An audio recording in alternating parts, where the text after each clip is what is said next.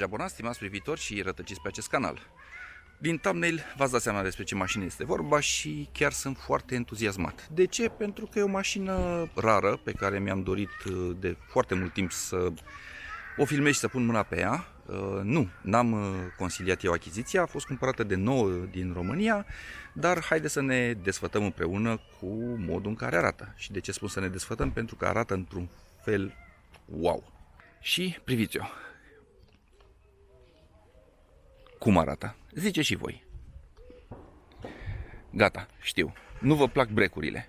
Îmi pare rău pentru voi. Și îmi pare rău pentru că nu apreciați o formă fluidă. Este un shooting brake. Și în toate cazurile în care un producător a lansat o astfel de caroserie, a fost cu tendințe premium. Da, veți spune ce poate fi premium la Kia, dar este. Și lucrul ăsta se va vedea la interior. Grija pentru detalii și totul pornește la felul în care arată. Arată sportiv, agresiv și haideți să o descoperim împreună. Guri de răcire foarte mari, cu nuanțe de roșu pentru a accentua agresivitatea și sportivitatea. Avem faruri full LED, senzor de parcare pe față și priviți ce distanță este între grilă și radiator. Întotdeauna să existe un volum mare de aer și pentru protecție. Continuăm cu lateralul, unde observăm niște jante, de câte ori să spun, frumoase. Nu știu dacă vă știți clipul cu Alfa Romeo făcut de Top Gear, unde băieții au spus că de fiecare dată când vor aminti cuvântul inimă, vor pune câte un sfert de liră într-un borcan. Bineînțeles că totul era show, dar la finalul clipului era un borcan plin. Și de remarcat, acest model vine cu anvelope premium. Ceea ce am spus mai devreme. Nu s-au zgârcit. Și vedem săptămâna 27 din 2023, dar să amintim puțin despre Kia, despre acest model. Tatăl designului, să zicem, departamentul de design de la Kia este Guillaume Gregoire, care a lucrat vreo 12 ani pe la Volkswagen și ulterior a fost luat de către Kia. Iar prin mâinile lui au trecut mai multe modele, nu neapărat doar Ceed, ProCeed, Xceed, dar și Sportage. Niște modele care arată foarte bine și în ziua de astăzi. Putem să observăm pragurile cu aceeași nuanță de roșu, subliniind sportivitatea. Pe spate, la fel, putem observa etrierii roșii și, bineînțeles, mașina a fost proaspăt spălată și apreciez și mulțumesc proprietarului pentru acest lucru. Bineînțeles, senzor și pe spate mai avem și o cameră. Iar vopseaua nu este de un alb simplu, ci este un alb perlat. Putem de asemenea admira geamurile privacy și trapa panoramică imensă. Deci tot plafonul beneficiază de culoare neagră. Fie că este sticlă, fie că este plastic. Și priviți unde este lumina de ceață. Foarte, foarte frumos. Și nu ai cum să nu observi fluiditatea caroseriei. Și când te apleci, descoperi două țevi de evacuare. Nu plastice false ca la anumiți producători premium. Și aici Bogdan o să pună anumite modele de Mercedes, anumite modele de Audi, dar priviți ce are Kia. Două guri mari și vom auzi împreună sunetul produs de acestea. De fapt, scos, că zgomotul este produs de motorul și vom ajunge imediat și la motor. Ce fel de motor? 1.6 turbo de 204 cai. Și vom ajunge și la segmentul cu consum. Pentru că toată lumea se sperie. Turbo, consumă mult. Vom vedea împreună. Oricum, nu avem cum să nu ne entuziasmăm, sau cel puțin eu, pentru că apreciez o mașină frumoasă, desenată bine, care arată și agresiv, și fluid, și modern. Un pariu că acest design va traversa timpul cu grație și va îmbătrâni frumos. De remarcat de altfel și capacele oglinzilor, asortate cumva cu această zonă din bara de protecție, prag și plafon. Cam acesta este exteriorul. Haideți să ne uităm la compartimentul motor. Așa, avem aici. Gata, cu o singură mână. Bun, da, într-adevăr, nu are telescoape, dar știți cât de grea este? Nu se joacă cu securitatea pasagerilor și siguranța lor. Făcută în Slovacia și tronează aici Turbo GDI. Am uitat să precizez că este, să zicem, însoțită de o cutie automată cu 7 rapoarte, cu dublu ambreiaj, produsă in-house.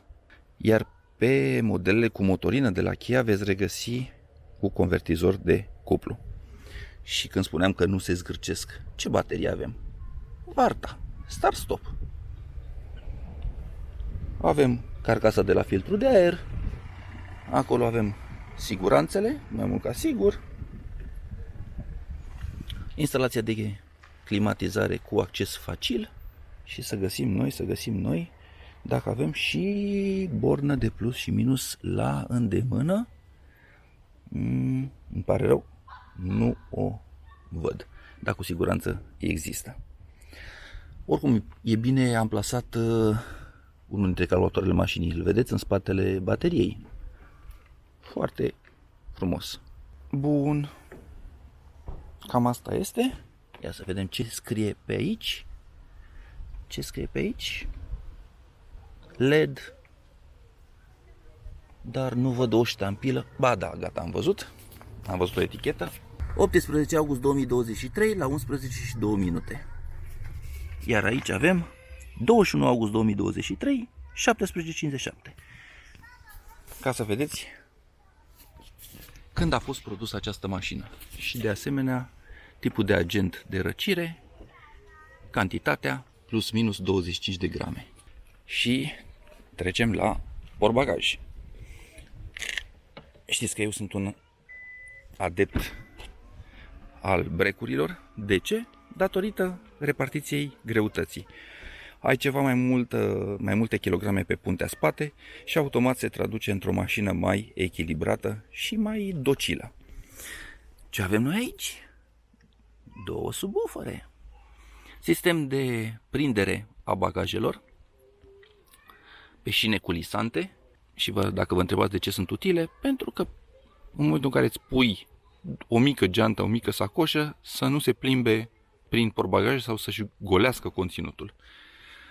Sistemul de rabatare a spătarului banchetelor, crălige de ancorare și crălige pentru scaunele copiilor și avem și mai multe locuri de depozitare.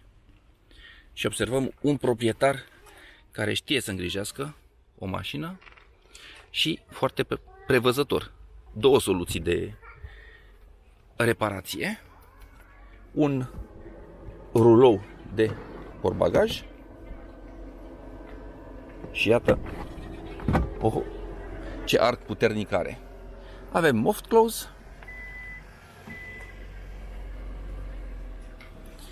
și gândiți-vă cum arată această dungă LED noaptea.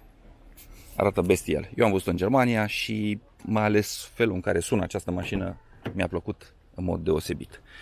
Și avem Alcantara cu piele. Mai țineți minte ce spuneam la începutul clipului de premium? Nu s-au zgârcit. Și avem difuzoare. Ia să vedem. Uite, aici, într-adevăr, să fim și noi puțin cârcotași, să nu ziceți că laud tot timpul. Nu există zonă cu pâzlă. Dar în acest buget, credeți-mă, nu cred.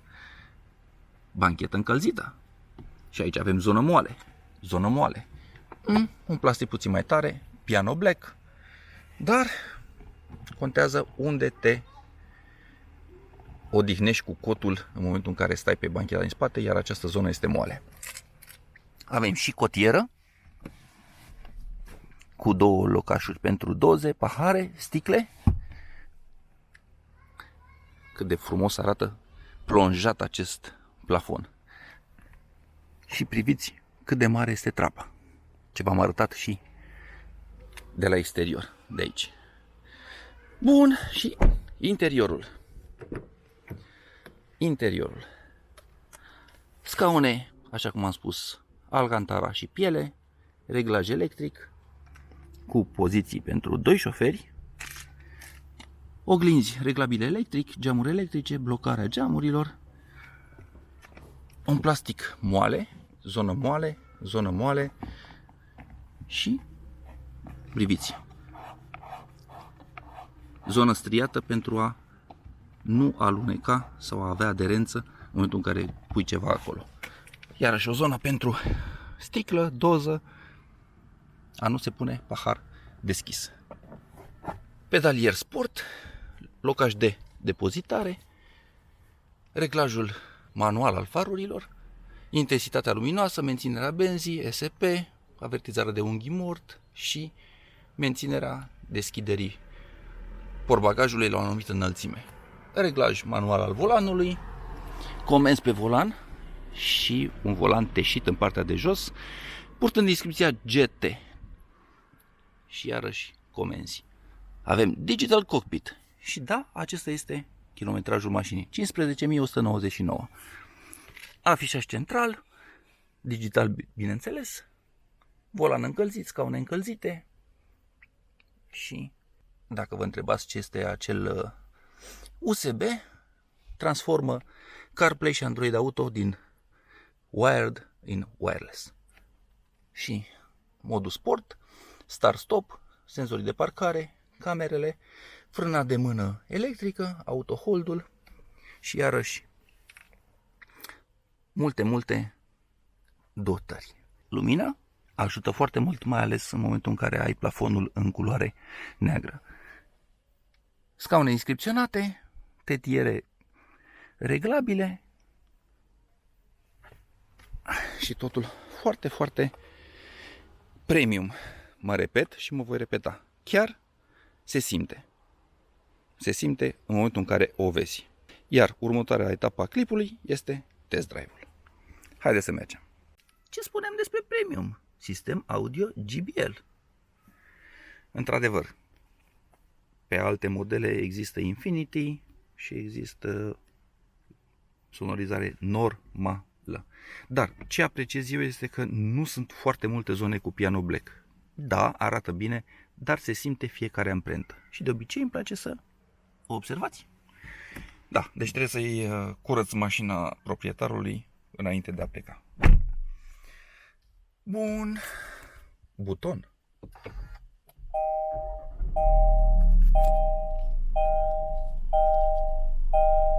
De ce plânge? Că nu avem centura pusă. Padele la volan. Plus și minus. Senzor de lumină. Senzor de ploaie. Avertizare de unghi mort, v-am arătat-o deja. Punem pe auto să ne lase să vorbim puțin în mod normal. Iată, s-au resetat consumurile. O autonomie de 503 km cu mai mult de 3 sferturi de rezervor. Ce s-a întâmplat acum, vă spun eu. Selectându-se un alt șofer, scaunul a fost modificat și mi-l rearanjez. Așa.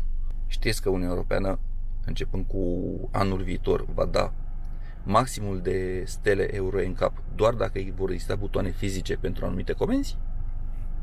Verificați. Și iată, iarăși o rezoluție foarte plăcută. Ne arată unde suntem, într-un colț așa. Și avem butoane foarte plăcute la atingere. Foarte plăcute. Și volanul teșit. Nice. Avem o oglindă aproape frameless cu închidere la lumină. Oglinzile, se vede avertizarea de unghi mort în colțul din stânga, în cazul de față, și în colțul din dreapta la cealaltă. Sunt suficient de mari și foarte profilate, din câte observ eu. Bănuiesc că nu vor genera zgomot la înaintare cu viteze ridicate. Și cam asta este un loc de depozitare foarte interesant pus, iar de aici se activează încărcarea prin inducție. V-am arătat deja restul butoanelor. 25 de grade temperatură exterioară. Să ne punem în mișcare. Cele 3 minute pe care le-am zăbovit cu motorul pornit vor cântări în consumul final. Ce s-aude? Ce s-aude? Murmură, nu? Murmură. Și priviți ce rezoluție are camera. Toyota? Vezi? Știți că sunt o persoană care apreciază mașinile frumoase și bine făcute, dar Toyota parcă, deși sunt proprietar, mai are nevoie de mici ajustări pe sistemul multimedia.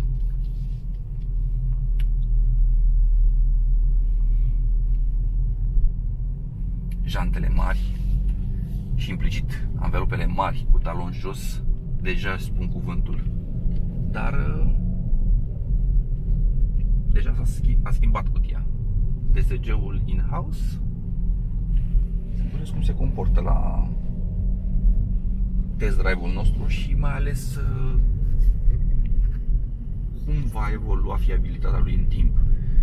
Anumiți proprietari, dar nu de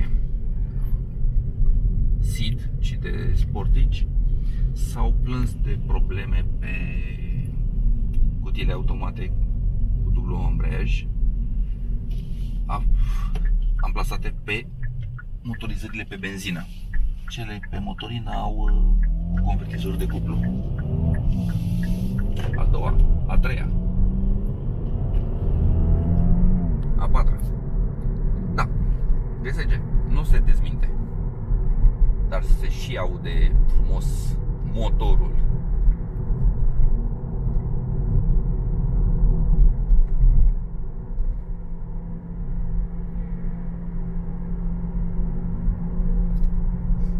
Acel zgomot de pe fundal nu este instalație de aer condiționat, nu este frecarea cu aerul, ci este evacuarea, care pare să te pregătească pentru răgete. Vom vedea. Ce îmi place că e direcția, simți totuși, nu e foarte ușoară. Într-adevăr, la chestiunea asta ajută și anvelopele foarte late, dar sunt producători care asistă foarte mult direcția și atunci pierzi cumva din plăcerea de a conduce.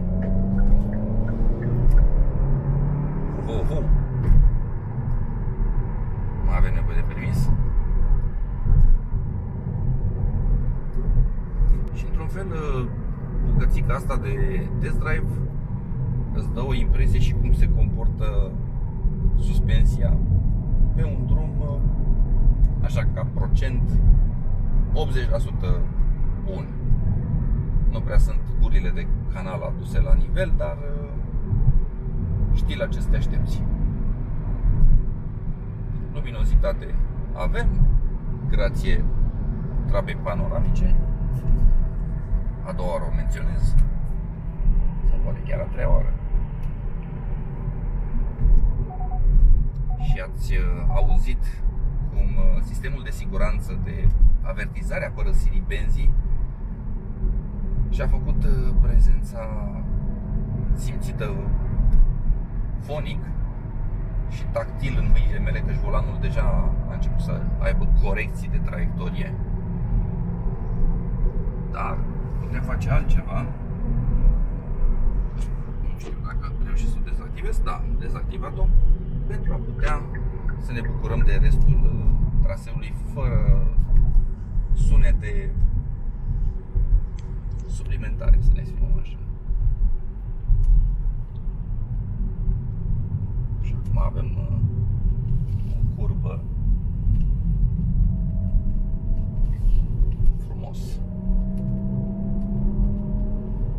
îți dă impresia că rulezi cu 20 la oră. Ceea ce înseamnă într-adevăr că îți oferă senzații plăcute la viteze mari. Îți dă sentimentul că poți să o stăpânești. Și de la un 22%, consumul este de 8,7 momentan. Dar respectând viteza legală și beneficiind și de un trafic normal, vedem la final ce cifre vom avea. Întotdeauna când conduceți o mașină cu cutie automată, pe lângă indicatorul de temperatura lichidului de răcire, gândiți-vă totuși că și uleiul în cutia automată trebuie să ajungă la o temperatură normală. Nu le bruscați. După 20-30 de km puteți conduce mai impetuos, să mă exprim așa. Și revenind, anvelopele premium, le menționez a doua oară, nu scot zgomot în rulare.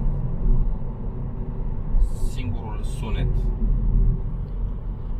ce răzbate în habitacul este cel al evacuării și e făcut să sune foarte plăcut. Multă lume se gândește la cai și exclusiv la ei, dar trebuie să faci raportul cal-putere pe kilogram. Una e să ai 200 de cai pe, nu știu, Sorento și alta e să ai 200 de cai pe această Kia. Voi ce ziceți? Care e mai avantajos? Ce raport ați alege? Și avem și domnii de la poliția rutieră în spatele nostru. Nu știu dacă sunt chiar de la rutieră, s-ar putea să fie doar un singur domn.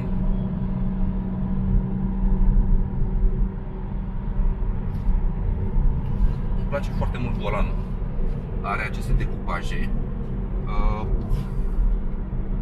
Pentru mine mi se pare foarte bun, dar estimez că vor exista persoane ce vor dori un diametru mai mare.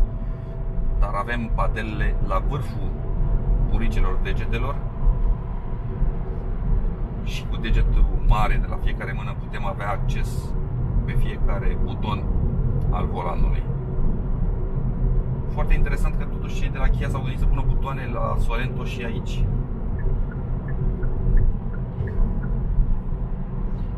Avem și lichid de semnalizare, avem și indicator al treptei de viteză în care ne aflăm, între a 7-a, la 2000 de turații pe minut. Avem un 90 de km la oră și iarăși avertizarea de unghi mor de data aceasta. Consumul general până acum, nu al acestui test drive și de la reumplere bănuiesc, este de 11,3. Dar azi este sâmbătă. Acest consum a fost înregistrat pe distanțe scurte în București și priviți deja scade.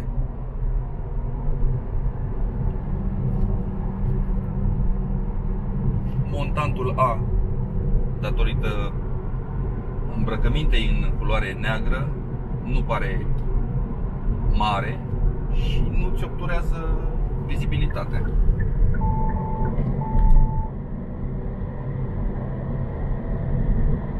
Iar cu privire la înălțime, 3 degete și mai rămâne ceva loc. Dar dacă voi coborî scaunul, voi avea mai mult. Eu prefer o poziție în care să am o vizibilitate cât mai bună asupra carosabilului. Asta e. Vârsta mă împiedică să fiu de acord cu, nu neapărat doar vârsta și experiența, cu cei care au poziția aceea de odihnă pe scaunul șoferului. Dar există alte locuri în care te poți odihni, pe bancheta din spate, acasă, pe o canapea. când ești la volan, în principiu trebuie să vezi ca să ai reacție. Dacă nu vezi, nu ai cum să ai reacție. Ia auziți, ia auziți, ia auziți! Cum ar spune unii, solo maestre!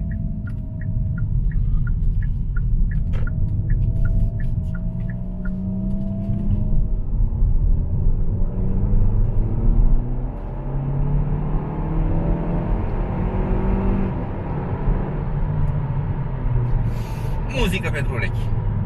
Muzică pentru urechi. Sincer să fiu, acest zâmbet l-am mai avut, păstrând proporțiile, la un M2 și la încă una sau două mașini. Dar este ceva foarte, foarte plăcut. Și mai avem o surpriză. Avem aici buton ce scrie Sport. S-a schimbat și display-ul. Și acum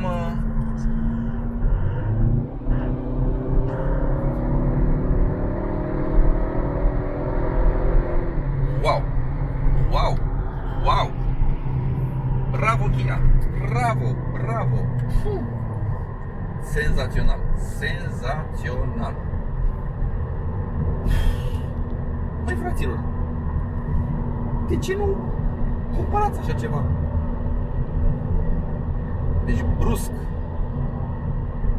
îmi plăcea mie designul, o auzisem prin Germania, dar și conducând-o, leapfrog, asta a fost în clasamentul propriu. Ceva de mulți metri în clasament. Mulți metri.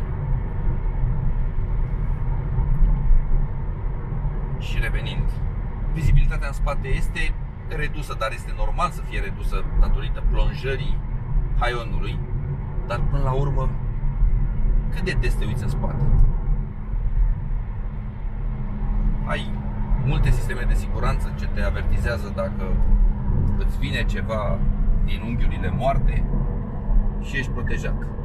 Dar inclusiv sunetul semnalizării este unul foarte plăcut și nu există riscul să apeși maneta și să-l lași acolo, să-l ignori. Nu. E foarte... are exact intensitatea potrivită și tonalitatea potrivită. Și revenind, îmi place foarte mult direcția. Foarte, foarte mult. Așa, da, mi-aș dori să existe tipul ăsta de direcție și pe mai multe mașini. De fapt, tipul există, dar reglajul, să simți că mergi.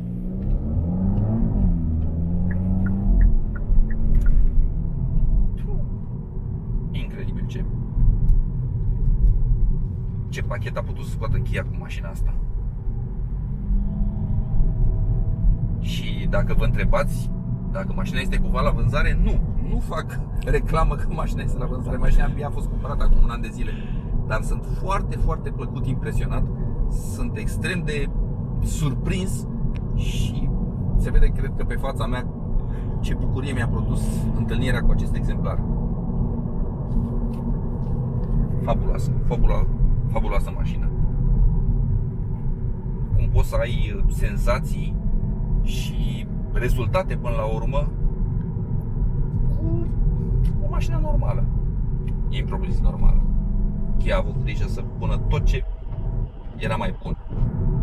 Și dacă vă întrebați de unde au știut să pună tot ce era mai bun, căutați în urmă, să zicem, un 8-10 ani, cine domina campionatul european de turisme.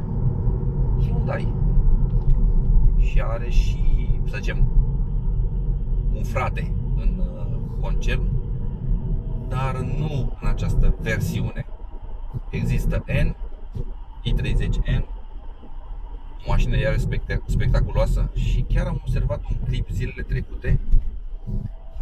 Nu știu dacă vă este familiar canalul de YouTube al lui Mișa Șurtan. Nu știu dacă se pronunță așa, că clar nu se pronunță pentru că omul este din Balcani, nu este francez. l-am pronunțat eu. Și se afla la volanul unui M1 sau i350i, ceva în genul ăsta. Și n-a putut să depășească un i30N. Pur și simplu. Iar la ieșirea de pe circuit a tras în paralel cu omul și l-a întrebat ce ai pe mașină. Și omul i-a dus stoc. Stoc. Și fața amândorora a spus multe. Cum și fața mea iarăși spune multe. După acest randevu la ceas de dimineață,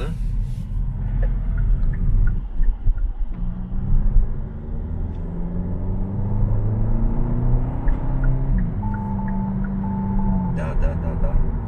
Din păcate, cel cu Passat-ul a venit peste banda mea, nu eu.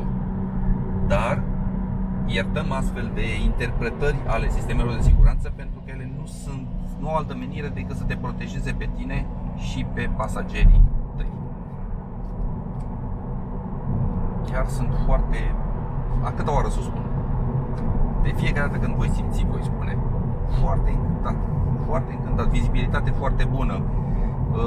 Sunt conștient că această suspensie, să zicem combo, jante și anvelope, nu este foarte confortabilă la drumurile proaste, dar nu-ți iei o astfel de mașină pentru un și în oraș. Este un shooting brake, o mașină de concedii, o mașină cu care să te duci repede și confortabil. Scaunele astea sunt ideale. Ideale. Nu am făcut alt reglaj decât pe înălțime și al spătarului. Nu m-am mai atins de altceva, dar au acea doză de duritate cât să îți dea acel imbold. Hai, pasă puțin pe accelerație, te ținem aici, te ținem strâns. Ferestrele, geamurile, până la urmă, au deschiderea potrivită, nu sunt nici foarte mari, nici foarte mici. Și dacă vrei să ai o atitudine BMW style, poți să pui și mâna aici, dacă e suficient de înaltă, bineînțeles. Imitație de piele, imitație de cusătură, material semi-moale. Și iată cum un om nu se uită în oglindă când ar trebui să o facă.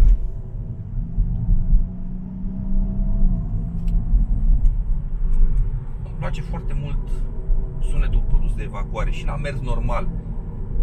Îți aduce aminte, suntem aici. Dă-ne de muncă. Cui? Celor două evacuări.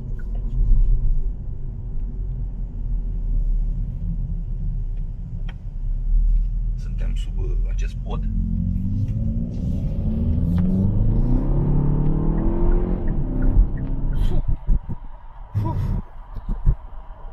Sună, cred că, foarte bine în momentul în care depășești alte mașini premium. Aici a fost rău. Dar ar merita, dacă nu ar da YouTube-ul jos melodia, făcut un short cu acest fundal sonor într-o depășire a unei mașini premium și o față din aceea a celuilalt. Wow. Repet, nu este mașina perfectă, dar în domeniul ăsta fiecare procent, fiecare fracție de procent face diferența. Gândiți-vă la această gamă câți producători și ce mașini sunt. Toată lumea se va duce cu gândul la Golf GTI. Ok, dar GTI-ul nu are un break.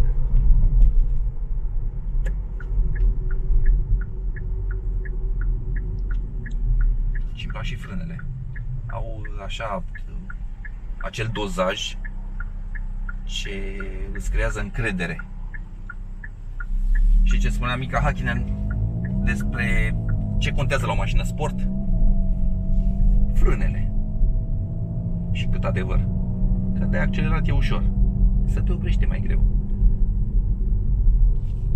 contează foarte mult pachetul frâne, discuri, plăcuțe, jante, anvelope, stabilitate, suspensie. Bun. Și ne apropiem de punctul final al acestui clip. Ați văzut că am mers în limita legală și cu demaraje și cu accelerări. Și haideți să vă împărtășesc consumul final. Pe 19,8 km avem 6,5. 6,5. Mult, puțin, mie mi se pare foarte, foarte bun. Ok, nu este un E-Class, că pe același traseu am făcut un E-Class cu 4 și ceva. Dar ce preț are E-Class-ul? Ce preț are această mașină? Ce senzație să ofere această mașină? Nu comparăm mere cu pere, dar foarte multă lume e interesată de consum. Nu vă speriați, 1.6 turbo, ați văzut consumul. Eu vă mulțumesc foarte mult pentru timpul alocat privirii, vă mulțumesc pentru, să zicem, faptul că dați la o parte ce aveți voi de făcut și îmi acordat această încredere să vizualizați clipurile. Să ne vedem sănătoși pe sâmbătă viitoare. La revedere!